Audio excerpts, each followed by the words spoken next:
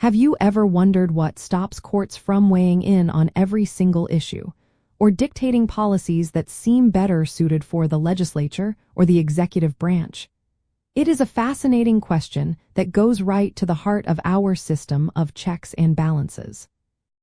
Justiciability limits are fundamental legal doctrines that define which cases federal courts can hear and decide. They are not merely procedural rules but are derived from Article 3 of the United States Constitution, which restricts federal judicial power to actual cases or controversies.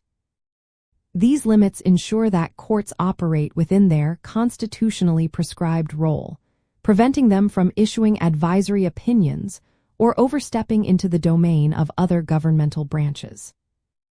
The core mechanism behind these limits is the principle of judicial restraint, ensuring courts do not become superlegislatures.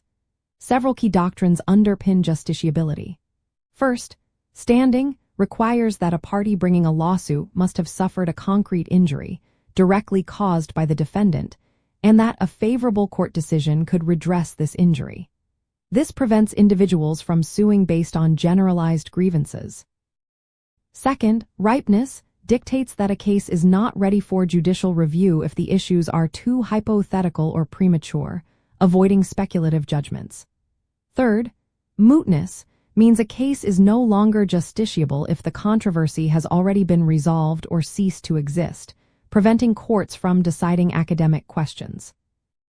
Finally, the political question doctrine identifies certain issues that are better left to the political branches of government, such as foreign policy or impeachment proceedings, recognizing the judiciary's institutional competence limits. Courts apply these justiciability limits by meticulously examining the facts and circumstances of each case presented.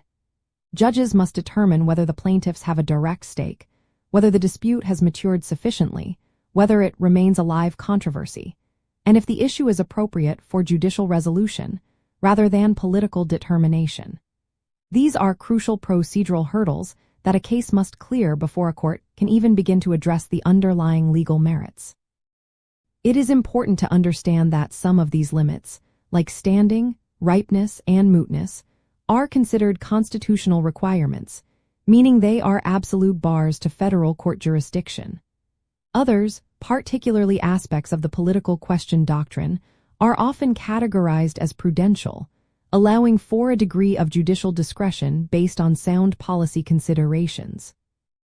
This intricate distinction between constitutional and prudential limits highlights the nuanced nature of judicial power and the delicate balance between judicial authority and restraint.